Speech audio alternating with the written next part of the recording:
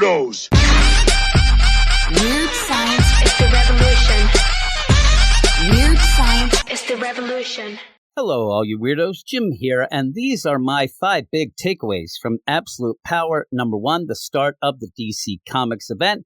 Just last week, the book came out from Mark Waid and Dan Mora, and in it, we see Amanda Waller finally using her full authority and power to pretty much convince the world that they have to take it to the streets, beat up, maim, and just hate all of the superheroes. Plus, she ends up being able to take away their powers, maybe for good. But that's at least what Green Arrow said. But here are the takes. Number 1, Amanda Waller has stepped up her game. And I saw a lot of people for a while now very, very annoyed at the push of Amanda Waller. Even in this issue, I saw a lot of people react saying, this doesn't feel like Waller.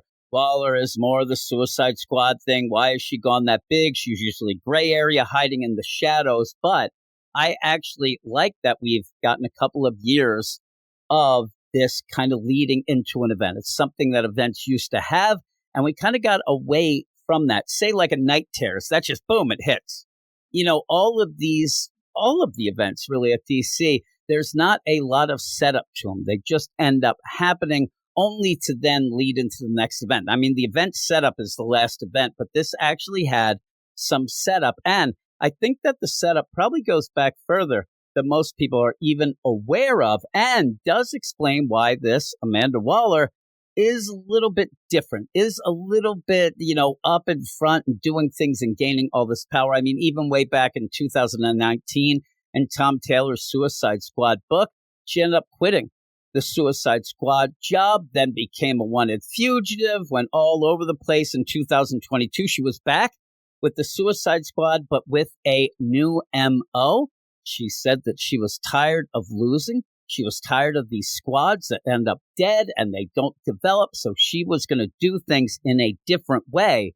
And from then on, we have seen her do things in a different way. It's not the same Ostrander Waller that we had before. She said, I'm tired of losing. I'm going to step it up. I'm going to do things different, including, say, going off to have a war for Earth 3, go directly at Superman and try to steal his powers, which could be looked at as maybe a precursor to what happens in this Absolute Power first issue. And then she took full advantage of both Night Terrors and Beast World to, rise in the ranks and now lead the Bureau of Sovereignty. There was even bits in Tom King's Wonder Woman, if you're unfortunately reading that. But she ends up having power that goes above the President of the United States. And while she was doing all that, she was making the world hate and fear superheroes, one deepfake at a time, especially in this issue. She has been building and building and building to get to this point. And so if you think this doesn't feel like the classic Amanda Waller, it's because this isn't the classic Amanda Waller. This is Amanda Waller stepping it up and just taking it to the heroes. One of the things that's been pushed at DC, it was big after Death Metal going in an Infinite Frontier, not just Amanda Waller, but even villains and heroes from the multiverse. They have been sick and tired and sick of these heroes rebooting the universe and really having no fuss, no muss for them, while other people are heroes that become villains or they're disappearing and all that. And they were pissed. That's part of the reason why Amanda Waller said, I'm done with this nonsense. This stuff has to stop. So again, I like that they set up Amanda Waller, but I also like to see that progression. And it was a progression now for almost 5 years. So I think that it wasn't just out of nowhere. But my number 2 take is there is no way Green Arrow is really on Waller's side. And I know a lot of people, seem to forget the liberal side of Oliver Queen. They're like, oh my God, look at him.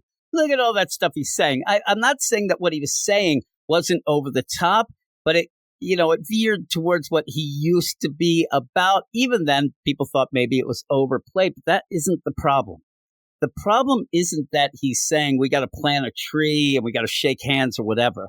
The problem definitely isn't that costume he's wearing, because that thing kicks ass. No, the problem is that Oliver Queen is teaming up with Amanda Waller, the woman who so proudly kept his family away from him, kept his family separated for all those years. Just because they're together now can't possibly mean anything to Oliver in the fact of hating Waller. He said that he's up and up, no brain bomb, nothing, no coercion. I can't believe it. And even then you could say, well, Merlin was involved. Merlin was a puppet. Merlin ended up getting ambiguous and odd tech from Waller to do all the things against his family. And it wasn't like Waller was even generous at all to Oliver. She didn't trick him. And I wish that we saw that. I wish that she didn't reveal that she did all of the manipulating of Merlin and the family. I wish that was the shadowy thing, because in order to stop Merlin, he needed to get and steal sanctuary tech from an old Justice League base to give to her that she's using now in Absolute Power. And again, I understand Ollie is probably sick and tired of Dinah being on the Justice League and not him, but come on. I mean, he's also died a bunch of times, got stomped out by Doomsday, wasn't even supposed to be there. It was his day off. And so I understand he's upset. I understand that might get him pissed, but he just got his family back. I mean, they played one game of volleyball, and I'll mention, if you see it, they didn't have a net. Like maybe he thought, boy, these people playing volleyball without a net, they're really stupid. But he ended up just getting his family back and now is fighting against him. There is no way that could be really happening. He has to be working an angle. He has to be, but we shall see. Now we're going to go to the takeaway number 3. Are people that dumb, or does Mark Waid just think they are? And okay, I get that Mark Waid wants to get on the deep fake AI scare going on, but come on. He makes it seem like nobody in the world is going to think for themselves and look at footage of Superman doing awful things and believe it. All of a sudden you see on TV, Superman doing this and tearing down this building and killing that person. Nobody is going to believe that. And even if they did, they would think, oh my God, he's being mind controlled. Is there a starro in the sky? I don't see it on his face. What's going on? No way would they believe it. And it just doesn't make sense. It's just Waid railing against fake news and the social media crowd, whatever he's angry about. Nowadays, again, there's going to be people who even listen and watch this video who aren't even reading. They're abstaining from this event because of Mark Waid and his behavior. I just go and read good books. I do think this is a good book. I should have said it at the beginning. But really, the idea that he thinks people are that stupid, mob mentality to the point where they look like they're beating up an Animal Man and his daughter, just taking it to him.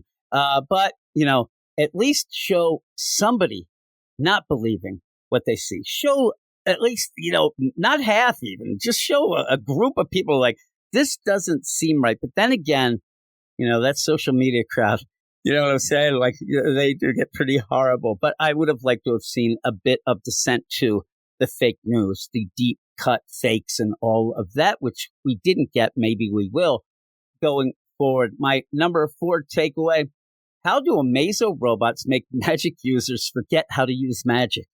I mean, we've had Amazo robots before. They end up being able to powers, all that.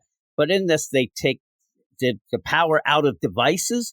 And then somehow, in the last panel of the page where powers are disappearing, say that magic users can't remember how to do magic. Now, I get it. Mark Waid wants an event where all the heroes have lost their powers. They probably sat down, thought about all these things and like, hey, we got to figure this all out, how nobody can have powers. Well, we'll just say these Amazo robots have stepped up their game. They are a little different, but still, you are making magic users forget magic. That's weird. And in it, you see John Constantine. He's confused. He's looking at his hands like Jason Bourne does after shooting the gun when he's still not aware of who he is, just staring there like, why aren't these working? And I hope we don't get much more of Simple John Constantine going forward, because really, without magic, John Constantine is just another Sting lookalike with a 5-pack-a-day habit and possibly hepatitis. That guy is dangerous even without magic, but for different ways.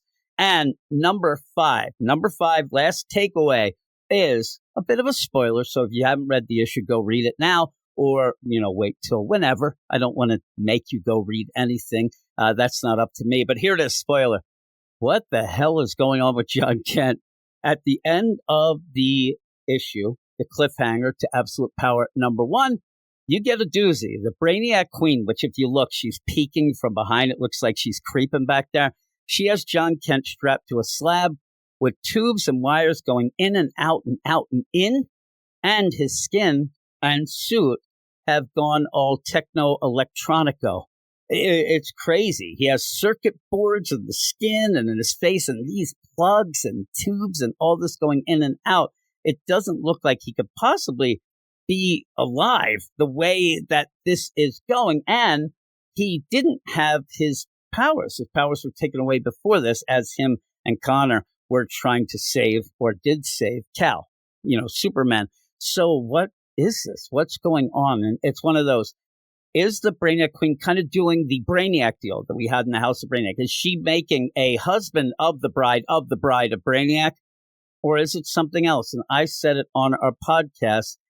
Is it possibly this reveals that, maybe John Kent came back a little different and maybe wasn't even little John Kent when he came back from that awful Earth 3 volcano aged up?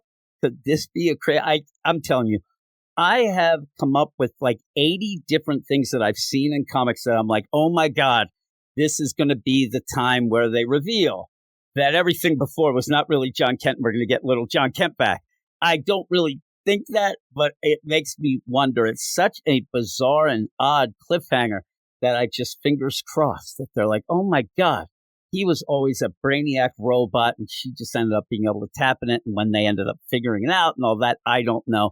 But that is the end of my 5 takeaways. I will add one last one, just a tiny bit at the end. And it's, did Oliver Queen kill the Atom? I mean, we ended up having the thing where he's telling the heroes all the things. You lost your powers. Oh, those magic users, they forgot how to use magic. And by the way, the multiverse and the microverse, they're even shut down. And there's just the empty Atom costume as if he, killed him, or he got even smaller, and now he's running around nude. I don't know which is worse, but actually, I think dying is worse than being nude unless you look like me. That's a big problem. But those are the 5.1. Those are the takeaways, the big takeaways I had from Absolute Power. I'm sure there's others. I'm sure people can come up with a ton.